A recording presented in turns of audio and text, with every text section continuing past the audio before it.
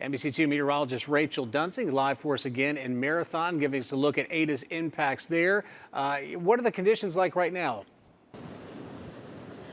I would say the conditions are less than ideal. The good thing is we're not getting a lot of rain. We have had some feeder bands that have been producing some treacherous squalls, but we're getting a little bit of that dry slot that Jason and Rob have been talking about, so not a lot of rain right now. But the Atlantic, it's angry. If just look out into the water here, you can see the waves are just getting higher. It's really rough. We're even starting to see some minor beach erosion here as those waves really crash on shore.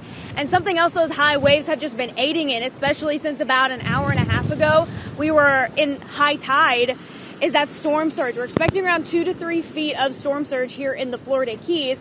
When we first got here a little before 3 o'clock, there was hardly any water here, and now it's definitely up to my ankles, and the storm drain that's at the back of this parking lot here, it's not working, and we are going to continue to remain here in Marathon, Florida, and tracking just all of the storm surge and the conditions as Eta, yes, pulls away from the Florida Keys, but is now closer to you in Southwest Florida. I'm live in Marathon, Rachel Duensing, NBC2.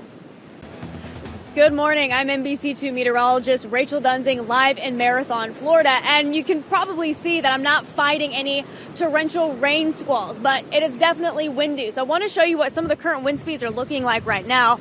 And of course, it's important to note that Eta is moving away from the Florida Keys. So we are dealing with some sustained winds at times up to around 25 to 30 miles an hour. When we first got here about 2:30 into this parking lot, we were dealing with sustained winds closer to 35, again, as Eta is moving away from us. So winds are still up, obviously still creating issues, but it's not tropical storm force winds, not even hurricane force winds.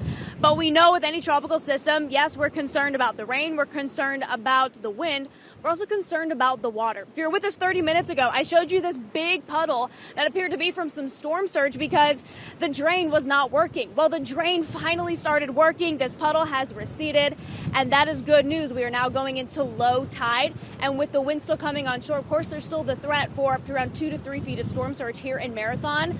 But because we're going into lower tide and because it seems like the drains are starting to work again, hopefully there shouldn't be as many issues here in the Keys. But we're going to be here all morning tracking it for you, letting you know if anything changes, and especially now as Eta moves closer to you in Southwest Florida. Live in Marathon, Rachel Duensing, NBC2. And meteorologist Rachel Duensing is very near there. So, Rachel, what are conditions like right now? Conditions, believe it or not, are actually starting to improve. I'm sure you can see the wind whipping my hair, but when we got here about 2:30, 3 o'clock in the morning, that pier over there that has the little floater there, the raft, that was every single time there's a wave reaching the top of those poles, and now it's doing it only every so often. So the waves are calming down.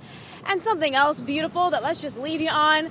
Look at this view. Yes, we still have some cloud cover in place, but the clouds are breaking up. We're starting to see the sunshine as Eta moves away from us here in Marathon, Florida. So yes, conditions are very slowly starting to improve. And look at this. Christian, pan over here. Let's leave it on this. We have a gorgeous rainbow. Live in Marathon with a beautiful rainbow on your Monday. Meteorologist Rachel Duensing, NBC2.